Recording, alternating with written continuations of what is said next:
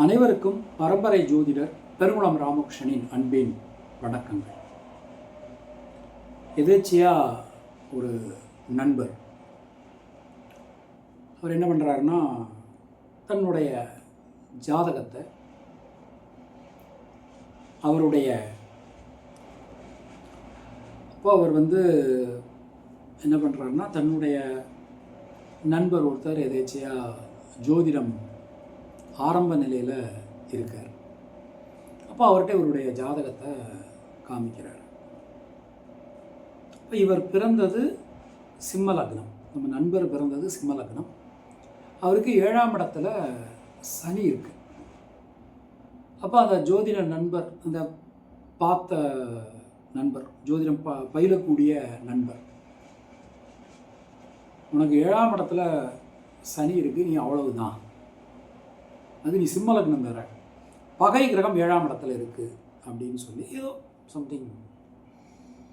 இப்போ நாம் இந்த பதிவில் பார்க்கக்கூடிய விஷயங்கள், ஒரு விஷயம், முக்கியமான விஷயம் என்ன அப்படின்னா, இந்த 7இல் சனி இருந்தால் என்ன பலன், அதுதான் நம்ம இப்போ பார்க்க போகிறோம். முதல்ல ஒரு விஷயம் நான் சொல்லிடுறேன். பொதுவாக 7ஆம் இடத்துல சனி இருந்தால் இந்த பலன், 7ஆம் இடத்துல குரு இருந்தால் இந்த பலன், 7ஆம் இடத்துல சூரியன் இருந்தால் இந்த பலன் அப்படின்னு நம்ம எப்போதுமே சொல்லக்கூடாது. இந்த நமக்கு நம்ம முன்னோர்கள் ஏகப்பட்ட விஷயங்களை கொடுத்துட்டு போயிருக்காங்க.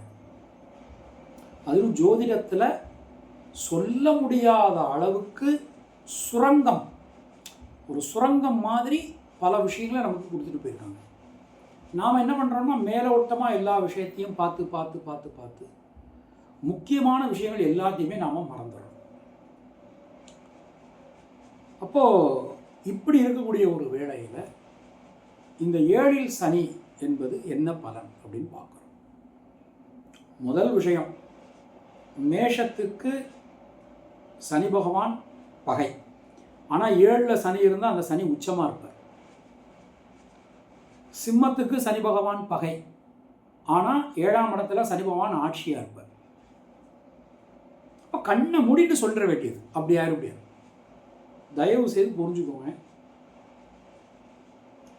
இப்போ சிம்ம லக்னத்துக்கே நம்ம எடுத்துக்கலாம். சிம்ம லக்னத்துக்கு 7ஆம் இடத்துல சனி இருந்தால் என்ன பலன் அப்படிங்கிறத பார்க்கலாம். அந்த சனி பகவான் அவிட்ட நட்சத்திரம் 3ஆம் பாதசாரமும், சதயம் 2, 3, 4 பாதசாரங்களும், பூரட்டாதி 2, 3 சாரமும் பெற்றிருந்தார்னா அந்த சனி யோகத்தை கொடுத்துருவார் சிம்ம லக்னக்காரருக்கு. சிம்மத்துக்கு 7ல் சனி இருந்தால் யோகம், அவ்வளோதான். ஆனால் எதில் கொஞ்சம் தடை தாமதம், எதில் நம்ம கவனமாக இருக்கணும் அப்படின்னா, ஒரு புதுசாக தொழில் ஆரம்பிக்கணும். ஒரு புதுசாக தொழில் ஆரம்பிக்கும் போது பார்ட்னர்ஷிப் சேர்க்கணும். அந்த பார்ட்னர்ஷிப் விஷயங்களில் கவனமாக இருக்கணும். பூர்வீக சொத்துக்கள் சம்பந்தமான விஷயத்தில் கொஞ்சம் கவனமாக இருக்கணும். ஒன்று பூர்வீகத்தில் இருக்க முடியாது, இல்லை பூர்வீக சொத்துக்கள் பிரிப்பதில் கொஞ்சம் தாவாக்கள் வரலாம். அப்புறம் கல்வி சம்பந்தமான விஷயங்களில் சில ஆனால் சக்ஸஸ் ஆகிடுவா, சில தடங்கல்கள் வரலாம். வாழ்க்கை துணை, முக்கியமாக நம்ம ஒரு திருமணம் சம்பந்தமான விஷயங்களில் சில இடர்பாடுகள் வரலாம். பிரச்சனைகள் இல்லை, இடர்பாடுகள் வரலாம். சிம்ம லக்னக்காரா எந்த விஷயத்தையும் ஓவர் கம் பண்ணி வரக்கூடிய ஒரு அமைப்பு உள்ள லக்னம். எவ்வளவு நீங்கள் அமுங்கினாலும் போராடி மேலே வந்துடுவாங்க. அப்போ பொதுவாக இப்போ 7ஆம் இடத்துல சனி இருக்குது அப்படின்னா, இப்போ உதாரணமாக மேஷத்தில் ஆரம்பித்து மீனம் வரை நம்ம எடுத்துக்கிறோம்னு வச்சுக்கோங்க. இதில் மேஷத்தில் சனி இருந்தால் கொஞ்சம் முடி உதிரும். இப்போ இந்த பலன் நான் போய் ஆப்பிரிக்கா கண்டத்தில் நான் போய் சொன்னேன்னு வச்சுக்கோங்க, என்னை பார்த்து எல்லாரும் சிரிப்பாங்க. அதை நம்ம இங்கே பலனாக சொல்லிகிட்டு இருக்கோம். மேஷத்தில் சனி இருந்தால் முடி உதிரும் அப்படின்னு சொல்லிகிட்டு இருக்கோம். ஆப்பிரிக்கா கண்டத்தில் நிறைய பேருக்கு அந்த இள வயதிலேயே முடி உதிரக்கூடிய ஒரு தன்மையை பார்க்க முடியும். இந்த பொதுவாக பலனை சொல்கிறத தயவு செய்து நிப்பாட்டுங்க. நீங்கள் இந்த அதாவது நம்முடைய எண்ணமும் எல்லாரும் ஜோசியம் கற்றுக்கணும், ஜோதிடர் ஆகணும் அப்படிங்கிறதான் நம்மளுடைய எண்ணமும். ஆனால் அறகுறையாக படிச்சுட்டு ஒரு நோயாளி ஒரு டாக்டர்கிட்ட போகிறாருன்னு வச்சுக்கோங்க, அவருக்கு ஒரு காய்ச்சல், டாக்டர்கிட்ட போகிறாரு அப்படின்னா டாக்டர் ஐயோ காய்ச்சலா சரியாக போச்சு அவ்வளோதான் அப்படின்னு சொல்லிட்டாருன்னா ஏற்கனவே நோயில் இருக்கிறவன் இன்னும் நோயில் போயிடுவான். அப்போ ஐயா நான் உங்களுக்கு இந்த ஊசியை போட்டிருக்கேன், இந்த மாத்திரையை கொடுத்துருக்கேன், நீங்கள் ஒரு 3 நாள் மாத்திரை எடுத்துக்கோங்க, உங்களுக்கு கண்டிப்பாக அதன் பிறகு வரக்கூடிய இது கொஞ்சம் கொஞ்சம் நம்ம பார்க்கலாம், இல்லை நல்லபடியாக சரியாக கவலைப்படாமல் இருங்க அப்படின்னு ஒரு டாக்டர் சொல்லுவோம். அதுதான் நம்ம ஜோதிடர் அப்படிங்கிற ஒரு ஸ்தானம். நான் எவ்வளோ பெரிய ஆள் தெரியுமா, நான் பார்த்த உடனே நெகட்டிவாக கண்டுபிடிச்சிருவேன் அப்படின்னு சொல்கிறவங்களாம் ஜோசியம் கிடையாது. வழிகாட்டுபவன் ஜோதிடன். ஒரு பிரச்சனை இருக்குது அப்படின்னா அந்த பிரச்சனைக்கு உண்டான வழியை நம்ம வந்து சரியானபடி காட்டணும். இன்னொரு விஷயம் சொல்கிறேன், இந்த ஜோசியம் கற்றுக்கிறவாளுக்கும் சரி, இப்போ ஜோதிடம் பார்க்குறவாளுக்கும் சரி, நம்மளுடைய பிரமாணத்தில் என்ன பரிகாரங்கள் சொல்லப்பட்டிருக்கோ அதை தாண்டி தயவு செய்து பரிகாரங்கள் சொல்லாதீங்க. அது உங்களுக்கே பெரிய பாவமாக வந்து சேரும்.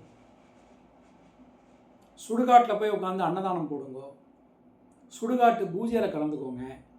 நீங்களாம் திருப்பதிக்கு போகாதீங்க, திருச்செந்தூருக்கு நீங்கள்லாம் போனால் ஆபத்து, பழனிக்கு நீங்கள்லாம் போனால் ஆபத்து, திருவண்ணாமலைக்கெலாம் நீங்கள் போகக்கூடாது.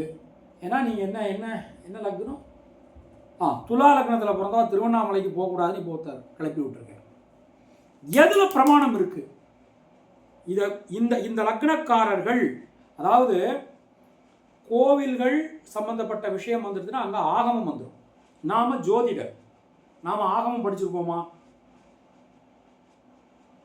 இந்த மந்திரத்தை சொல்லுங்கன்னு ஒருத்தர் சொல்கிறார், அப்போ நாம் அந்த வேதம் படிச்சிருக்கோமா? இப்போ நம்மளுடைய ஸ்டாண்டுன்னு ஒன்று இருக்குங்க, அந்த ஸ்டாண்டில் நாம் நிற்கிறோம். நம்ம வந்து ஜோதிடர், கிரகங்களை பார்க்குறோம், கிரகங்களுக்கான ஆதிபத்தியத்தை படிக்கிறோம், அந்த கிரகங்களுக்கு உண்டான தேவதை, அதிதேவதை, பிரத்யதி தேவதையை நாம் பார்க்குறோம். அந்த ரீதியில் நாம் பரிகாரங்கள் பண்ணணும். கசப்பான உண்மை இருக்குங்க, ஒரு 300-400 வருடங்களுக்கு முன்னாடி கூட வச்சுக்கலாம்னு நினைக்கிறேன். இப்போ பெரியவா சொல்லியிருக்கா, ரொம்ப பழங்காலத்தில் நவக்கிரகங்களுக்கு சந்நிதியே கிடையாது, நவக்கிரகங்களை நம்ம நேரடியாக வழிபடக்கூடாதுன்னு சொல்லப்பட்டிருக்கு. நவக்கிரகங்களை நேரடியாக பரிகாரம் நவக்கிரகங்களுக்கு நேரடியாக செய்யக்கூடாதுன்னு இருக்கு. சனி பகவானுக்கு போய் நாம் எள்ளு விளக்கு போடணும்னு இன்றைக்கி சொல்கிறோம், அதுக்கு பிரமாணம் எங்கே இருக்குன்னு கேட்டால் யாருக்கும் சொல்ல தெரியாது. சனி பகவானுக்குரிய தேவதை என்ன, அதிதேவதை என்ன, அதை தான் நாம் வந்து செய்யணும். அதனால் 7ல் சனி இருந்தால் எந்த விதமான பயப்பட வேண்டிய அவசியம் இல்லை.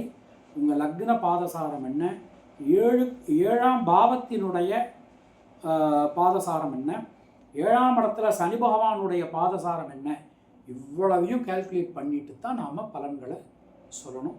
மீண்டும் நாம் அடுத்த ஒரு பதிவில் சந்திக்கலாம். நன்றி, வணக்கம்.